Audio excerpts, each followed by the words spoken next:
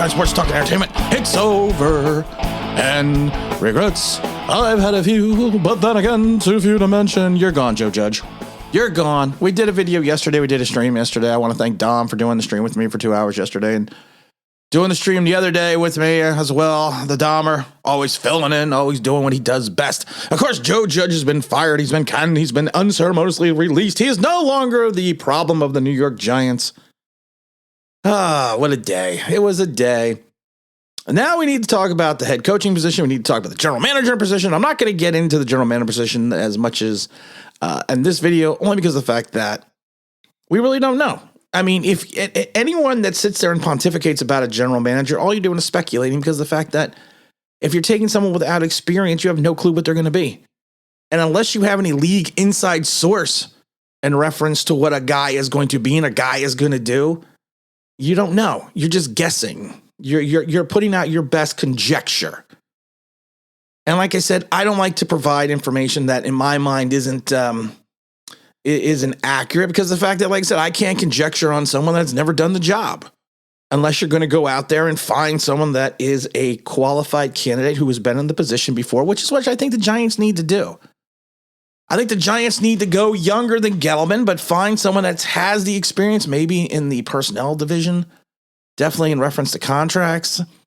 I mean, they're the general, the manager. They're not going to be the president of football operations. So while they're going to have say with their staff and certain things, there are certain things that may change and may not change. We don't know yet, but you need someone that's going to lead this team into a different direction, bring in a quality staff in reference to managing the cap, do a lot of different things in reference to scouting. But their biggest choice and their biggest decision is going to be head coach. And the good thing is we can pontificate about a head coach because of the fact that, well, to be honest, a lot of these guys have track records that I would be interested in. You know, we no longer have to worry about the judge. And I feel bad because maybe, you know, we're going to have to retire one of my favorite sound effects of all times. And that's the "How dare you question Joe Judge" sound effect. How dare you question Joe Judge? There's going to be no more of that. Oh, I don't know what I'm going to do with not having that. And on a brief note, a lot of people owe me an apology. 2 years in the making, I said I didn't like Joe Judge from the press conference. I didn't like him since jump. And people said, "You're so negative." Even when he was sucked at 6-10, I pointed out all of his flaws, and people were like, "You're so negative." Even when he was going through his 4-13 season, I pointed out more flaws. "You're so negative." Okay, who's negative now? Or maybe I was just being honest. So I think all the people that blasted me and told me I was negative and told me I didn't know anything about football or know anything about sports, I might have been right again. And I love all the neophytes out there who were kissing the ring of Joe Judge, who now are like, "Oh, I told you Joe Judge was terrible. I'm so glad this has happened. We're so glad we got rid of him." You didn't know jack. Stop. Be honest. Look in the mirror and be honest with yourself. You were a Joe Judge lover. Now that he's gone, you are now trying to pontificate the fact that you didn't like Joe Judge. You despise Joe Judge. You're all liars. I only like the people that sit there and say, you know, and I love the people like, "Well, I love all the comments. He won the press conference." And I said that was the stupidest comment I ever heard. I said, my exact phrase was, "I don't care if you won the press conference, win some damn games." But we're not going to get into that. Let's get into the head coaching candidates. There's a lot of them. I could think of maybe 6 or 7 off the top of my head that I would be interested in.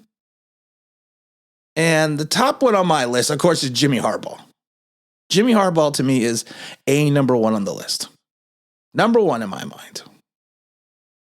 But he's probably not going to want to come here because of the fact that unless you're going to give him more say in reference to player personnel and things such as that, he's not going to want to get into a 49ers position where he's the head coach, he's the head chef, but you're not letting him shop for the groceries.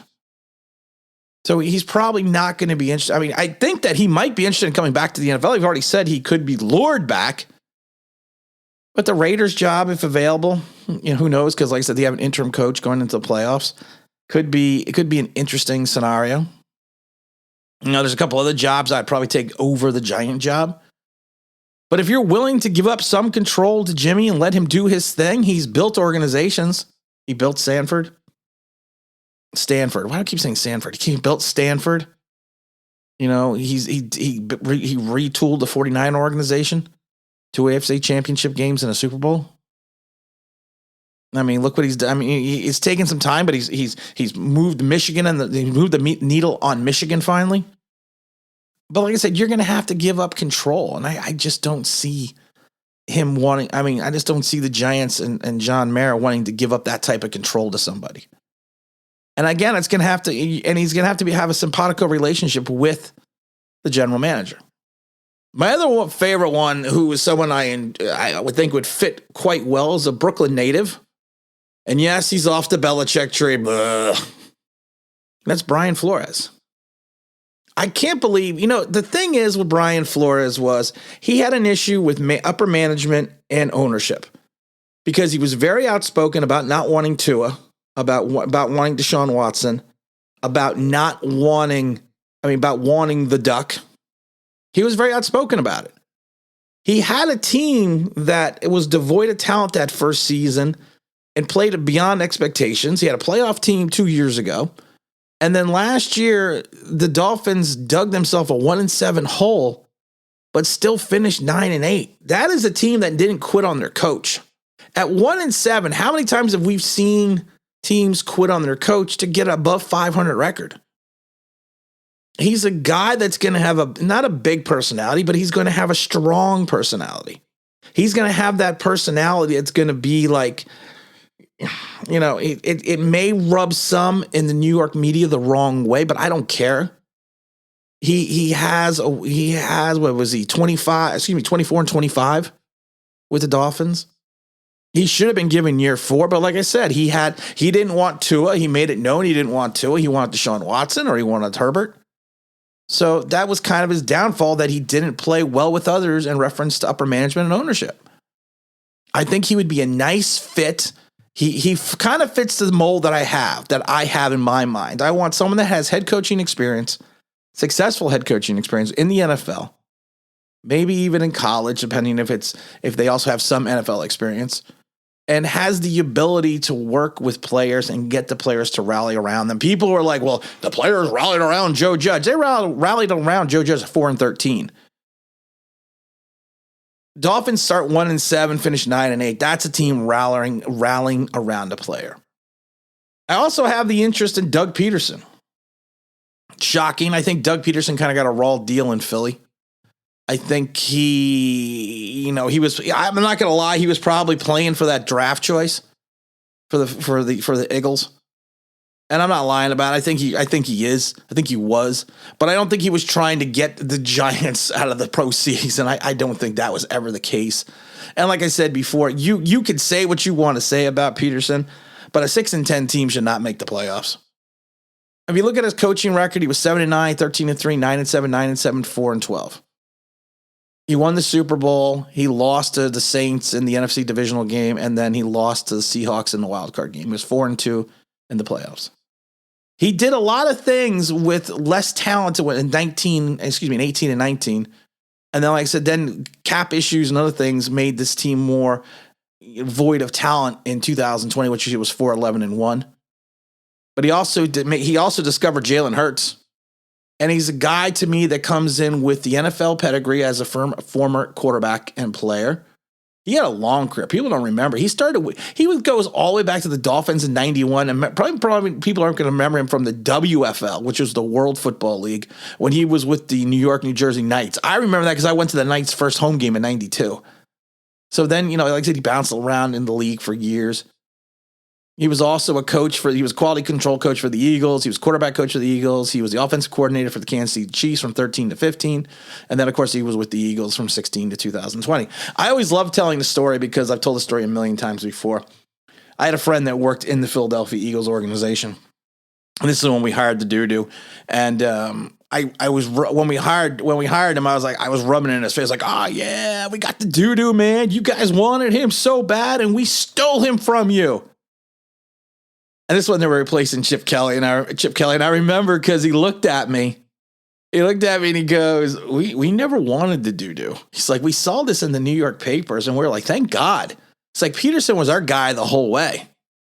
We never wanted Ben. Evidently, you thought we did, and we were so happy that you went and grabbed him. So I was like, oh, well, that kind of sucks to be us. So to me, Pederson would be an interesting, like I said, he had a fall. Another guy had a falling out with ownership, but his tenure in Philadelphia was 42, 37, and 1. And like I said, playoffs, he was 4-2. So he's got a final record of 46, 39, and 1, which is a career winning percentage of 541. He would be a different guy. I mean, like he's more of a low key guy that would come in again. He's got the NFL pedigree. He worked with quarterbacks. He's worked alongside Andy Reid and Donovan McNabb. You know, he cultivated people like Jalen Hurts. I mean, it would be an interesting guy because he's got NFL experience. I think he's a quality guy, and I think it would just be interesting to see. And then if you want to go I personally don't think we're going to go the non-experienced route. If we did, I would still like Eric Bieniemy. And I've said it before. It's not only because I want to say things that he is the Bieniemy of the NFC East. We interviewed him during the first go around. The problem was he was going to the Super Bowl, and the Giants, of course, once you can interview once you have permission, but you can't hire a guy if they're still on an NFL roster in the playoffs. You people will point out the influence of Patrick Mahomes and the influence of Andy Reid, and that's fine. And I understood the first time we interviewed him, he was not calling the plays in Kansas City. Now he is. He was just installing the weekly game plan. But now he is calling the plays. I mean, like I said, I liked him the first time around. I really did. I mean, I thought that he would be an interesting fit. And I still do. Now, you also want to, if you're going to go offensive mind, because you're probably going to have to find a guy that's going to work with your new quarterback, because now Daniel Jones is saying that he's feeling that he won't be back until August, but he'll be in full strength with August. I still think there's a bone injury involved. I personally think that. I don't think it's a muscle injury. I don't think a ligament injury. I think there's a bone injury involved. I think that's something they took. I think they did all the multiple tests. They did MRIs, and I think they saw something bone related. And I'm not saying there's a crack. I'm not saying there's fracture. I'm just saying I personally think there's something bone related. If he's saying that he's not going to be ready till August. If you want to go, it's interesting. We could also go the offensive coordinator route. You can go Kellen Moore. Kellen Moore with Dallas looks like he's 6 years old. But honestly, he probably has one of the best offensive minds in the game. And he's got a diverse attack with the Cowboys offense. He understands how to make adjustments. The Cowboys lead the league in points per game and yards per game. He's extremely creative. And he's got fantastic play calling. I mean, he really does. I mean, he would be, again, people will be like, well, he was a Dallas guy. I don't care if he's a Dallas guy. Having some of that smooth taste of black rifle coffee. Couldn't talk today. I don't care if he's a Dallas guy. I don't care if he's a guy from Pluto. Why not? Why not? Bring him in.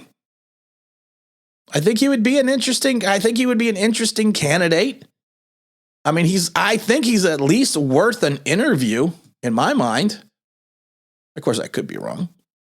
You could also go someone like Josh McDaniel. I'm not a big fan of Josh McDaniel. It's McDaniel, not McDonald's. These rhymes are burgers in the Daryl.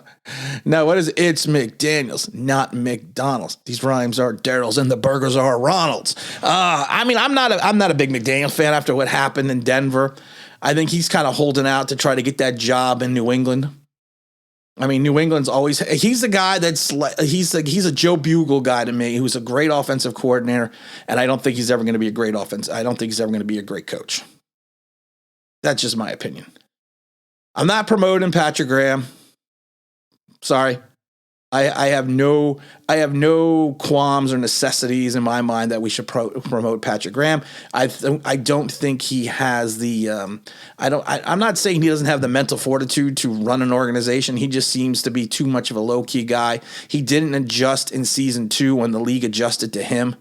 And I said that's going to be a big thing. He dropped down to 26 in the points and under 20 total offense. So I'm not saying that he's not going to be a good coach down the road. And I also don't want any of the stench from Joe Judge to be around here. I want that stench gone. And to me, Patrick Graham is part of the stench. And also the fact that if you hire someone like Brian Flores didn't want his friend. Excuse me. He didn't want Patrick Graham. He got rid of Patrick Graham. He let Patrick Graham take the same position with the Giants. That tells you a little bit about the relationship between Patrick Graham and Brian Flores. And I have always thought and I've said it before, and I've said it multiple times on multiple occasions on this show. I've always wondered out loud, was that the Brian Flores defense or is that the Patrick Graham defense? Because like I said, when the second year rolled around, something just didn't seem right with his defense. And that's we're not going to get completely into that, but like I said, those would be the guys that were on my mind. Those are the guys that are kind of on my list. If I had a list, if Tim had a general manager list, those would be the guys that I would be looking at. I mean, some of them, of course, are going to be out there. I'm also the guy that wants Malik Willis. I love how now everyone's jumping on the Malik Willis train. I think that's humorous and comical.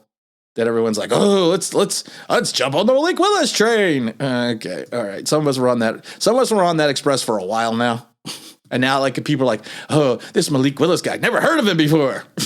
I've been doing my research on him. Yeah, listen to this show. We've only been pontificating about Malik Willis for 4 months now.